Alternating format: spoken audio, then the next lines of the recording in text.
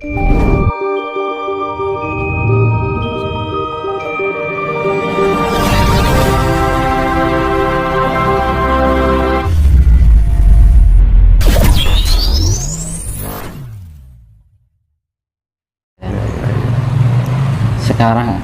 dunia kita Jawa tidak diarani wong Jawa lali Jawani, wong Jawi dadi Jawan. Jawi itu bisa mengenal Jawa yang sebenarnya atau sejati. Nek Jawan itu mung elon-elon, mergone apa ora kadunungan sejati. Nah, istilah pengertian wayang sebenarnya itu leluhur kita lebih pintar, lebih cerdas. Ada nggak negara lain bisa membuat filosofi yang diwujudkan dalam bentuk wayang? Lebih lengkap nggak dari budaya Jawa? Dikenal dari seluruh dunia, dikenal apanya? Kan budaya. Neng saya itu wong ora ngerti budaya itu apa. Wayang dan wayang itu bukan tontonan tapi tuntunan. Banyak filosofi yang harus kita kupas. Ngono. Iya. Namun sekarang apa yang dikenal orang Jawa sekarang adalah satu, hedonisme. Orang mengumpulkan segala kemewahan itu untuk menghindari segala penderitaan hati, ben ora dianggap rendah, biar dianggap ya itu sifat gengsi itu yang paling berbahaya. Dianggap rendah, kita merasa nggak mau. Nah, iya benar Mas. Mau sampai kapan? Kalau hancur, siapa yang menyesal? Alam atau diri kita? Alam baik-baik saja, karena alam bergerak secara refleksi alam, menyelesaikan diri. Kalau kita gatal, pasti kita garuk-garuk. Alam pun juga begitu. Hati nuraninya di mana? Kita punya rasa, diberikan anugerah sama Tuhan untuk merasakan, bukan untuk menguasai. Iya kan? Karena apa? Ketika pikiran dikuasai oleh rasa itu, yang muncul adalah hati nuranian, bahwa yang timbul adalah kasih sayang. Tapi ketika hati dikuasai oleh pikiran, tahu sendiri apa yang terjadi. Krisis identitas diri, krisis kemanusiawian. Akhirnya apa? Kita nggak ada sifat kepedulian. Yang dimaksud dalam pengetahuan adalah individualisme, ya. Individualisme itu akan mempengaruhi jiwa kita yang egois, karsa itu Mas, nafsu dan keegoisan. Mau sampai kapan? Dan penyesalan itu pasti akan hadir, bukan di depan tapi di belakang, karena orang sekarang lebih pengen menikmati daripada merasakan. Iya kan? Tapi mohon maaf Mas, ada nggak sebenarnya upaya untuk meminimalisir potensi bencana-bencana yang kemudian akan terjadi akibat ulah manusianya itu sendiri secara konkret? Barangkali ada nggak upaya agar bisa meminimalisir hal itu? Seperti yang saya pernah jelaskan di konten-konten berikutnya, sebelumnya. Kunci utama, saya ulangi, kunci utama adalah kita harus mengenal isi hati alam. Kita harus menyatukan diri dengan alam. Kita harus bisa memahami keinginan alam. Kita hidup dari mana toh? Alam. Kita makan dari apa? Hasil bumi dari alam. Kita bisa berhirup dengan apa? Amin. Kita akan kembali kemana? Ke alam juga. Jawabannya cuma satu kan? Dan kita sekarang jadi apa? Banyak mayoritasnya daripada minoritas. Ya, itu fakta. Kenapa harus begitu? Karena apa? Manusia kehilangan kasih sayang. Lebih mengutamakan individualisme. Hedonisme. Iya. Imperialisme. Konsumerisme. Dia lebih bahagia dengan sebuah kemewahan hidup yang sifatnya material. Bisa beli mobil, Pengen bisa nyaman terus. segala apa yang diinginkan ingin tercapai. Karena pandangan seseorang, aku punya cita-cita. Nah, cita-citanya sebagai apa? Dokter, sebagai pilot. Namun tipis sekali ketika orang punya harapan, saya ingin menjadi orang yang berbakti pada Tuhan. Saya ingin menjadi tangan panjang Tuhan. Tahu artinya tangan panjang Tuhan? Kuncinya apa menjadi tangan panjang Tuhan?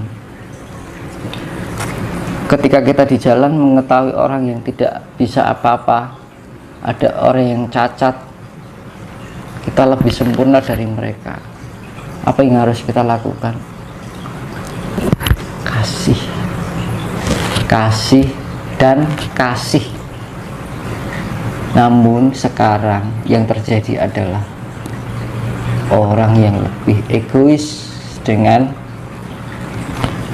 aku mempunyai ini, tapi lepas dari rasa bersyukur. Nah, padahal sama-sama makan nasi, sama-sama memakan hasil bumi. Kita diberikan tumbuh dari apa? Dari tanah, masuk di dalam mulut kita. Kira-kira kita bisa nggak hidup dengan tanpa tumbuhan? Oh, bisa. Kira-kira kita bisa nggak tanpa udara? Kita kira-kira bisa nggak tanpa air? Kira-kira kita bisa nggak tanpa matahari? Dan terus apa yang kita perbuat untuk mereka yang sudah menghidupi kita? Apa yang sudah kita perbuat? Ini alam loh, jangan buat main-main. Seharusnya kita tidak butuh pihak lain. Yang kita butuhkan adalah pihak diri. Yang menyelamatkan kita sendiri adalah bukan orang lain. Yang menyelamatkan diri kita adalah diri kita sendiri. Orang lain hanya bisa memberikan suatu arahan. Namun kalau kita nggak bisa tumbuh dalam diri kita sendiri, impossible. Kita diberikan otak buat berpikir, diberikan hati untuk merasa, diberikan jiwa untuk memiliki nurani, diberikan raga untuk kita bisa berbuat. Demi apa? Demi kasih sayang. Namun apa yang terjadi adalah individualisme. Itu yang menjadi dampak globalisasi. Akhirnya kita mementingkan diri kita sendiri, kelihatannya baik, tapi ternyata adalah pamrih.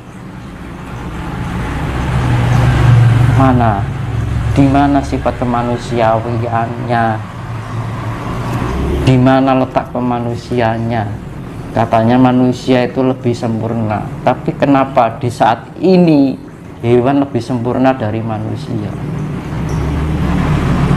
Hewan lebih peka dengan keadaan alam. Hewan lebih mengerti daripada manusia, lebih mengerti daripada manusia. Kenapa harus terjadi seperti itu? Kenapa derajat manusia lebih rendah daripada hewan? Saya utarakan sini, itu kenyataan. Iya benar. Miris dalam hati ini, kalau alam itu berbicara itu miris, Mas. Sampai kapan? Sampai kita harus berteriak dalam penyesalan? Saya memberitahukan ini biar manusia itu paham. Kita mempunyai rumah, kita mempunyai mobil mewah. Kalau ketika alam berefleksi, tidak pandang bulu, alam mencari orang-orang yang bisa berselaras dengan alam. Alam akan mencarikan orang-orang yang bisa berselaras dengan alam. Orang akan mencari orang-orang yang mempunyai kasih. Namun ketika alam tidak menemukan orang-orang yang tidak bisa memahami alam itu sendiri, saya tidak bisa mengungkapkan apapun, karena saya yang namanya adalah karuna, belas kasih Tuhan yang tidak bahagia. Di dalam ajaran Hindu yang namanya karuna, artinya belas kasih Tuhan yang tidak bahagia.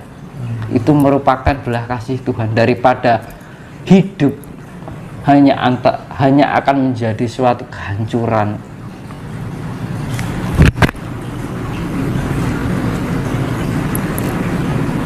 Perbaikan jalan satu-satunya adalah itu. Kadang-kadang kita kasihan, tapi mau gimana? Aku pernah ditanya, Mas, ini gimana? Aku nggak bisa ngomong apa-apa. Karena apa? Sebenarnya alam itu sudah memberikan petunjuk yang jauh-jauh dari sebelumnya. Tapi kenapa manusia tidak menggunakan intuisinya untuk lebih peka dari alam? Segala sesuatu penyesalan pasti nggak mungkin diketahui di depan, tapi penyesalan itu pasti diakhiri dengan teriakan hati. Penyesalan, orang mungkin dibeburi, nggak mungkin jatuh di depan, pasti jatuh di belakang. Dan kenapa harus seperti itu? Karena apa? Yaitu tadi dampak global.